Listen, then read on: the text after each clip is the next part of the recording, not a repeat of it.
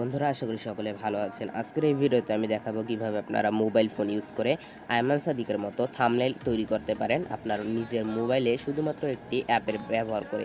অ্যাপটির নাম হলো pixellab। তো আমি আজকের এই ভিডিওতে pixellab-এর প্রো ভার্সনটা ইউজ করব। আপনি চাইলে ফ্রি ভার্সনটা ইউজ করতে পারেন, তবে এখানে আপনার কিছু ফন্ট থাকতে হবে। আর বলে রাখা ভালো, এই pixellab প্রোতে কিন্তু অসংখ্য ফন্ট আছে যেগুলো দিয়ে আপনি অনেক ভালো ভালো ডিজাইন করতে পারবেন। আর বাংলা ফন্টের কথা বলতে গেলেও অনেক ভালো ভালো বাংলা ফন্ট আছে। তো আমি একেবারে নতুন করে তৈরি করে দেখাবো। এই ভিডিওটা একেবারে সম্পূর্ণ দেখার অনুরোধ রইল।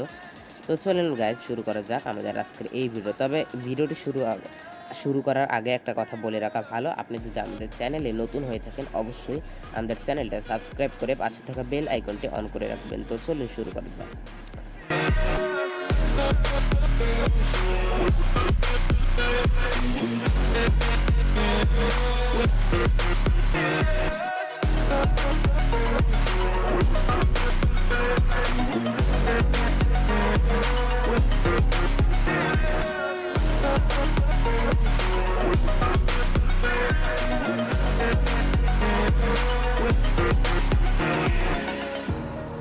Burning the bridge that keeps us. I'm here and I'm feeling fearless. Exaggerated, that's what you assume. The story's over now, I must conclude. I am conflicted, watching where I step still, hanging in the balance. Not the life I want to live, I want to take it all. Standing tall, fear I weighed the person you are. Oh, break out, I've got to see. Spent all my life holding all of it closely.